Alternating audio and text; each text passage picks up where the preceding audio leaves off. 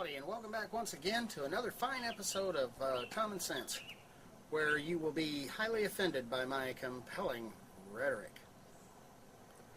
Yes, today we're going to talk about being spoiled brats. It's written in the Proverbs that he who spares the rod spoils the child. Well, that's not any more true. It's never been truer in history than it is today. Take a look out there at the kids today, the young people. I've seen it where I work, people come and go. The young people, very few of them are very responsible. Most of them just want to have a few dollars in their pocket and then they leave. Parents, I'm going to tell you something. You're doing your kids no favors by spoiling them. I was a spoiled brat when I was growing up. I was spoiled rotten, and I tell you what, it used to sting when people would tell me that. I mean, when another kid would come up and say, "You're just spoiled rotten," it used to sting. You know why it used to sting? Because it was true. First time I heard the words out of the old proverb there that states, if you spare the rod, you spoil the child. The spoil the child bit, it kind of hit me where, it kind of hit home a little bit. And the reason it did was because, again, I'm sitting there in church listening to a preacher preach this, and he's talking about sparing the rod and spoiling the child. And, again, I knew, it stung because there it was, right in front of me. The problem for the kid isn't really that big a problem while the child is growing up. Sure, it stings a little bit, but when it's pointed out to them. But you have to ask yourself, what about when they grow up? What happens? I'll tell you what, from the time I was 17 years old, and I'm 51 now, I've been fighting it. I've been fighting the fact that I was a spoiled, rotten little brat. Mom tried to stop Dad from spoiling me. Dad didn't listen. Dad had a very bad habit of sparing the rod way too often. I got away with far too much than I should have. He also had this tendency to buy me things. I have no doubt that my dad loved me. And I loved him too. But, instead of showing me the love, he was buying me things that I didn't need. I got practically every little trinket I ever wanted, as I was growing up, and until Dad finally wised up and realized I wasn't appreciating those little trinkets. Dad didn't understand that you just can't do that. But when you got to understand, it's not just within your family and within those that know you best that know you're spoiled rotten. Let me tell you something. Other kids at school, they see it a mile away. Your teachers see you coming a mile away. They know you're going to be a handful because they know you're used to having things your way. And I'll tell you what, in third and fourth grade, my teachers both years made a spectacle out of me. They set me off, from the other kids at a desk of my own. And that kind of gets that kind of hurts your feelings a little bit. But what they're trying to do, and I understand this, is my teachers were trying to show me that you can't always have it your way, and that not everybody loves you.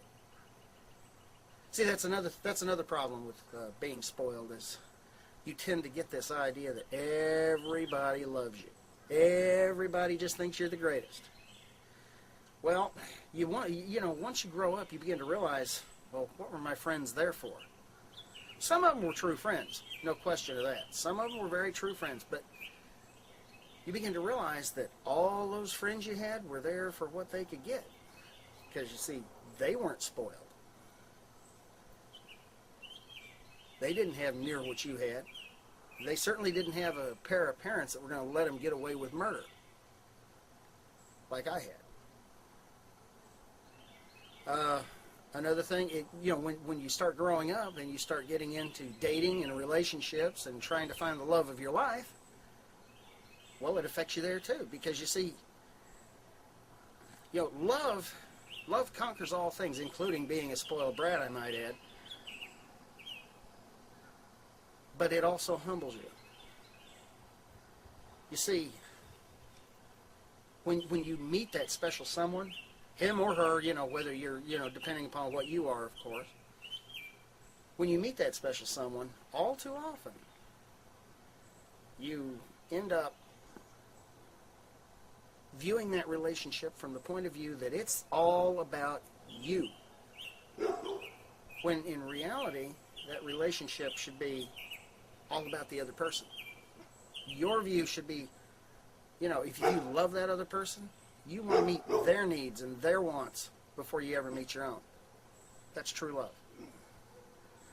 And Snoopy's telling you about it. Yeah, he's telling you about it. He's funny that way. I'm outside today, if you haven't noticed. Feels pretty good out here. The sun's going down and feels pretty good. I like to get out of the air conditioning once in a while. Not that the train room has any air conditioning. But I like to have a little bit of a different scenic backdrop every once in a while. Anyway, back to this dating and relationships and finding the love of your life. You need to get your attitude to where you're more concerned about the other person and what they need, and then they do the same for you, and then that's how you build a relationship. You do for the other person, they do for you. Yeah, that's how it's supposed to work. However, if you approach that as a spoiled brat, yeah, you might get a few dates with a girl here or a guy there or whatever. It isn't going to last. Because, again, they're going to see you coming a mile away. They're going to notice your self-centeredness, your selfishness. You see, that's another thing that's begat from being spoiled by your parents. Common sense kind of dictates to parents, quit spoiling your kids. They need limits. They need to have a line that they do not cross. How else are they going to learn to function in society if they don't learn that at home? They're not going to learn that in school. I didn't learn it in school, although my teachers tried. They tried. God knows they tried. Other kids will look at you and tell you, you're just a spoiled brat. You're just boiled rotten. And sting you a little bit, but it doesn't do any good. You're still going to, you still got to go home at night, and your parents are still going to continue to spoil you. Like I said, I've been fighting this since I was 17 years old, since I got a job. Since I got my first real job, and I can assure you, I've had plenty of jobs since. You see, I know my rights. Yeah, it kind of boils down to that. Common sense says don't spoil your kids. If you are a spoiled brat and you've grown up, my heart goes out to you because I do understand it. But you're going to have to understand the world does not give a rat's patoot about you. They could care less whether you make it or not. You have to decide yourself whether you're going to make it or not. And you have to dig deep down within. And then you have to start changing your attitude about things. You have to start changing your attitude about, take it from being self-centered and self-loved to start loving others. And allow them to actually love you in return. Get off of this bandwagon of being spoiled. It doesn't do you any good. So common sense says, parents, quit spoiling your kids. For those of you that grew up and you're still spoiled, you need to get over it. And I'm going to tell you, it's going to be a lifelong battle. The disappointments that you faced when you were young are still going to be there when you get a little bit older, and when you get a little bit older, they're still all going to be there. But hopefully you will learn something along the way. The smart person usually does. So until next time, remember that a little common sense goes a long way, especially when it comes to raising children. See you next time.